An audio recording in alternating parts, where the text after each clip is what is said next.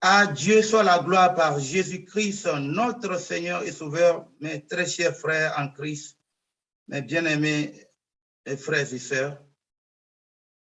La grâce nous est accordée de nouveau de nous retrouver ensemble et de partager la nourriture spirituelle. L'homme ne se nourrira pas seulement de la nourriture, mais de tout ce qui sort de la bouche de Dieu, tout ce qui sort de la bouche de l'Éternel. Et c'est ça la volonté de Dieu, que nous prenions cette nourriture spirituelle qui est très, très, très bonne pour nos âmes.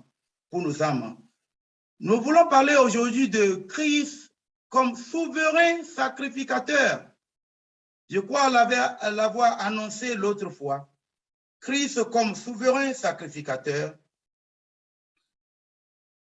Après que nous avons parlé des sacrificateurs lévitiques, les sacrificateurs selon la loi mosaïque.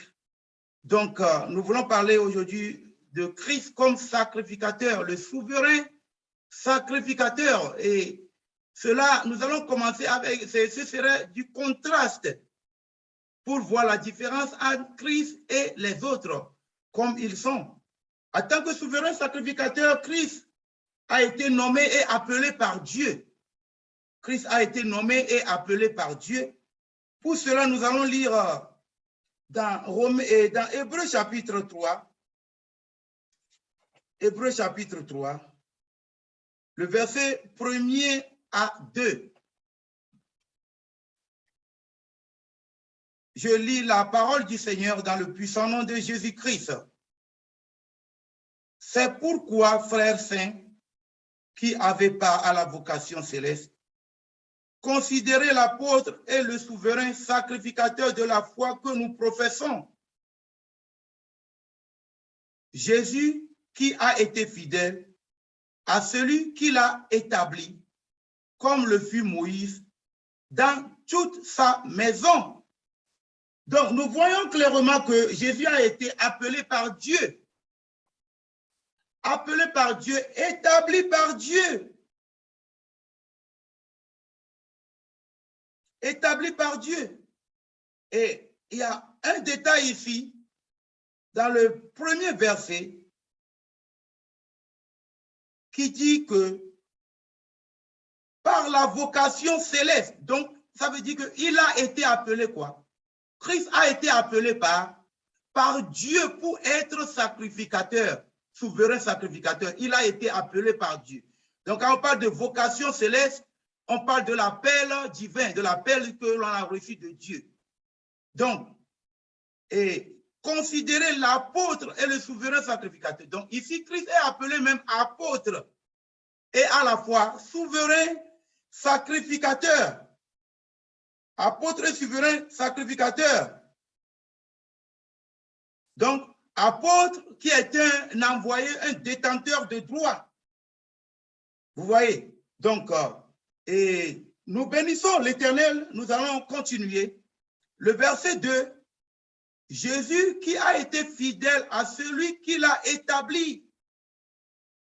Donc, nous voyons de même ici qu'il est question de fidélité. Ce souverain sacrificateur a été fidèle dans toutes ses voies. Il y a une fidélité. La Bible nous parle de sa fidélité. Il a été fidèle à celui qui l'a établi. Celui qui l'a établi comme le fut Moïse dans toute sa maison. Donc, quand nous prenons ce passage, nous voyons clairement la fidélité de Christ. La fidélité de Christ ici, qui doit être pour nous un indice. Un indice de son ministère en tant que sacrificateur. En tant que sacrificateur. Et Dieu l'a établi sacrificateur. Il n'a pas été établi sacrificateur comme l'a été Aaron et ses fils dans la loi mosaïque, dans l'ancienne alliance.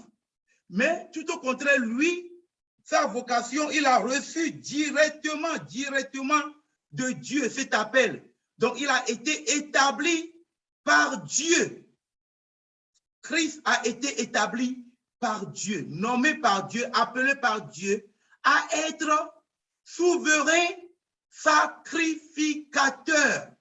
Bien-aimé dans le Seigneur, c'est ce que nous devons retenir de ce passage. Et tout comme nous le savons, si nous lisons encore le verset de Jésus qui a été fidèle à celui qui l'a établi, comme le fut Moïse dans toute sa maison. Souvent, quand nous prenons une maison, on veut souvent parler de la maison en tant que bâtiment qui explique en réalité une famille dont on a pris soin. Donc, les personnes, des personnes qui composent cette maison. Donc, quand la Bible nous dit que, comme le fut Moïse dans toute sa maison, ça veut dire que Christ aussi là a été fidèle dans la maison de Dieu en ce qui concerne la volonté de Dieu. Donc, nous sommes la maison de Dieu. Nous sommes ceux que Christ paie. Donc, Christ est fidèle. Et nous constituons cette maison. Dans la maison de Dieu, nous y sommes aussi, en tant qu'enfants de Dieu. Et donc, Christ est resté fidèle. Nous voyons encore un point très, très, très important ici. La fidélité. La fidélité. En tant que serviteur de Christ, il faut que je sois fidèle. Fidèle en toutes choses. Fidèle envers Dieu. Fidèle envers Christ. Fidèle envers les hommes et fidèle envers moi-même. Il y a des gens qui ne sont pas fidèles. Des gens qui se mentent eux-mêmes. Ils ne se disent pas à eux-mêmes la vérité. Ils ne sont fidèles dans aucune de leurs voies. Dans aucune de leurs voies. Mais nous voyons que le souverain sacrificateur, Christ, a été fidèle à l'égard de qui? De celui qui l'a établi. Et non seulement, il a été fidèle dans toute sa maison. Dans toute la maison sur laquelle il a été établi, souverain sacrificateur, il a été fidèle dans toute sa maison. Et nous devons remarquer que le sacerdoce de Christ, en tant que souverain sacrificateur, est supérieur à Aaron et aux autres sacrificateurs. Christ est supérieur à eux tous. Il a de la supériorité sur tous les sacrificateurs. Pour cela, nous allons lire dans Hébreux chapitre 16, pardon, qui n'est pas, Hébreux chapitre 7, je voulais dire. Hébreux chapitre 7. Nous allons lire au verset 26, Hébreux chapitre 7, au verset 26. Si nous y sommes, je le lis dans le puissant nom de Jésus-Christ. Hébreux chapitre 7, le verset 26. Il nous convenait en effet d'avoir un souverain sacrificateur comme lui, saint, innocent, sans tache, séparé des pécheurs et plus élevé que le ciel. Pardon, et plus élevé que les cieux. Je vais reprendre. Il nous convenait en effet d'avoir un souverain sacrificateur comme lui, saint, innocent, sans tache, séparé des pécheurs et plus élevé que les cieux. Donc, quand nous examinons ce passage, nous voyons ici d'abord, commençant par la sainteté. La sainteté de Christ ici, qui est mentionnée. La Bible nous parle premièrement de comme lui saint. C'est la première chose, sainteté de Christ. Donc, sa sainteté est le diffère des autres sacrificateurs.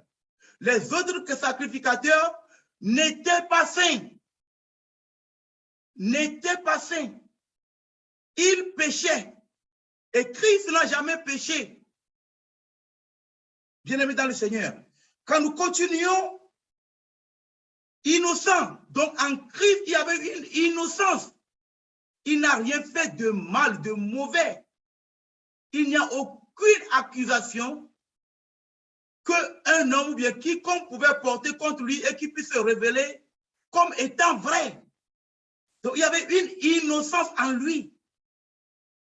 Une innocence absolue. Quand nous continuons, nous voyons sans tâche. Sans tâche, ça veut dire qu'il ne s'était jamais fait souiller par quoi que ce soit, bien-aimé dans le Seigneur. Il ne s'était point fait souiller par quoi que ce soit, bien-aimé dans le Seigneur. Excusez-moi. Donc, il est sans tâche, sans péché. Il n'y a aucune accusation qui est portée et qui peut être portée à son endroit, qui peut se révéler comme juste. Et c'est ainsi que nous devons nous-mêmes être, sans tâche devant Dieu. Nous devons normalement nous présenter sans tâche devant Dieu. Mais les sacrificateurs de l'ancienne alliance ne pouvaient pas se présenter sans tâche devant Dieu. Sans tâche devant Dieu parce qu'ils péchaient. Et pour cela, avant d'entrer dans le temple, dans le tabernacle, il faudrait d'abord qu'ils fassent un sacrifice d'expiation pour leur propre péché et par la suite pour le péché du peuple. Donc, nous allons lire dans Lévitique chapitre 4, nous n'avons même pas encore terminé ce seul verset que nous venons de prendre, mais nous allons d'abord dans Lévitique chapitre 4 pour nous rafraîchir encore une fois la mémoire. Nous avons parlé de cela les semaines dernières, mais nous allons revenir là-dessus. Lévitique chapitre 4, le verset 3 d'abord.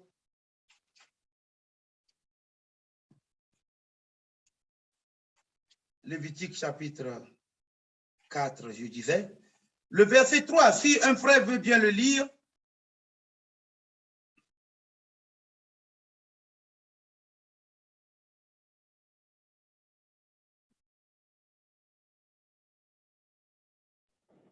Je lis la parole de Dieu. Lévitique chapitre 4, verset 3. Si c'est le sacrificateur ayant reçu l'onction qui a péché et a rendu par là le peuple coupable, il offrira à l'Éternel pour le péché qu'il a commis un jeune taureau sans défaut en sacrifice d'expiation. Amen. Amen. Si c'est le sacrificateur ayant reçu l'onction qui a péché et a rendu par là le peuple coupable, il fera quoi? Il offrira à l'Éternel pour le péché qu'il a commis un jeune taureau sans défaut en sacrifice d'expiation. En sacrifice de quoi? En sacrifice d'expiation. C'est ce qu'il devait faire. Il devait faire ce sacrifice d'expiation pour lui. Et il devait de même, et pour le peuple, et il devait faire quoi? De même pour lui.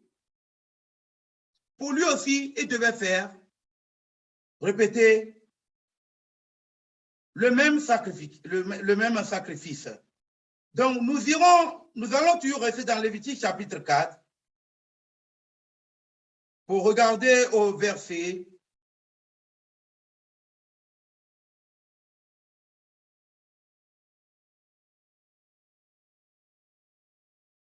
Si nous allons dans le verset 13 de Lévitique chapitre 4, toujours, le verset 13, je le lis dans le puissant nom de Jésus-Christ, Lévitique chapitre 4, le verset 13. Si c'est toute l'assemblée d'Israël qui a péché, si c'est toute l'assemblée d'Israël qui a péché involontairement et sans s'en apercevoir, en faisant contre l'un des commandements de l'Éternel des choses qui ne doivent point se faire, et en se rendant ainsi coupable, le verset 14, et que le péché qu'on a commis vienne à être découvert, l'Assemblée offrira un jeune taureau en sacrifice d'expiation et on l'amènera devant la tente d'assignation. Donc, nous voyons ici que dans le sacerdoce lévitique, pour le péché du peuple et du sacrificateur, il faudrait d'abord qu'il fasse l'expiation et pour lui, et d'abord et aussi pour le péché de l'assemblée. Et comme nous savons que l'homme n'a jamais cessé de pécher contre Dieu, c'est ainsi que ce sacrifice dont nous venons de voir dans Lévitique chapitre 4, le verset 3, et puis dans Lévitique chapitre 4, le verset 13, cela se répétait chaque jour, quotidiennement. Quotidiennement, puisqu'il péchait. Il péchait. Donc cela se répétait quotidiennement. Mais quand nous retournons dans Hébreux chapitre 7, où nous étions tout à l'heure, dans Hébreux chapitre 7, où nous étions tout à l'heure, le verset 26. Dans le verset 26, nous sommes arrivés à un niveau où nous avons essayé de faire le contraste. Donc, on peut reprendre Hébreux chapitre 7, le verset 26. Il nous convenait en effet d'avoir un souverain sacrificateur comme lui, saint, innocent, sans tache. Voilà, là où nous étions arrivés, sans tache. Donc, Christ ne se tachait pas. C'est-à-dire, il ne se souillait pas. Voilà la différence entre lui et les souverains sacrificateurs de l'ancienne alliance, qui ne cessait de pécher et devait à chaque instant, à chaque moment, chaque jour, avant d'entrer dans le tabernacle, faire l'expiation de leurs péchés en tuant les animaux, en égorgeant les animaux. Donc, mais Christ n'avait jamais péché. Il n'a jamais péché. Donc, il est sans tache. Donc, il est supérieur en tant que souverain sacrificateur. Il est supérieur au souverain, à tous les souverains sacrificateurs de l'ancienne alliance. Il est supérieur à Aaron et tous les autres sacrificateurs, y compris, il est supérieur à Moïse aussi, à tous. Donc, il a de la supériorité sur tous les autres sacrificateurs qui ont une fois existé dans l'ancienne alliance. Donc, quand nous continuons le verset, séparé des pécheurs, il est séparé des pécheurs. Donc, ça parle ici de quoi? De la sanctification. Donc, Christ est mis à part des pécheurs, séparé des pécheurs. Nous voyons ici encore la sanctification, le dépouillement. Il est séparé des pécheurs. Donc, entre lui et les pécheurs, il n'y a aucune relation entre Christ et les pécheurs. Et le verset continue ainsi, est plus élevé que les cieux. Donc, Christ est plus élevé que les cieux. Il est plus élevé que les cieux. Bien-aimé dans le Seigneur, il est plus élevé que les cieux. Quand nous prenons même Hébreux chapitre 4, et le verset 14, Hébreux chapitre 4, le verset 14,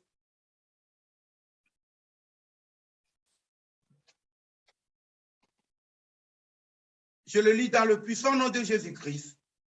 Ainsi, puisque nous avons un grand souverain sacrificateur qui a traversé les cieux. Vous voyez, il a traversé les cieux. Jésus, le Fils de Dieu.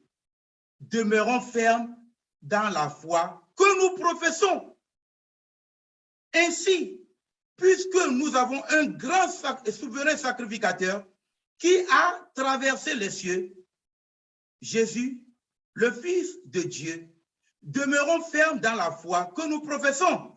Donc, voilà, comme le dit Hébreux chapitre 7, le verset 6, à la fin, qu'il est plus élevé que les cieux. Voilà la confirmation que nous avons lue dans Hébreux chapitre 4, le verset 14. Il est plus élevé que les cieux. Christ est plus élevé que les cieux. Voilà, ça démontre grandement et clairement, scripturairement,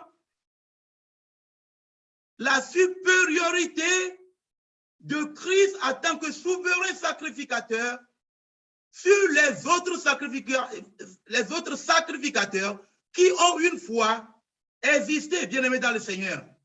Ça, c'est la première grande révélation au sujet de Christ.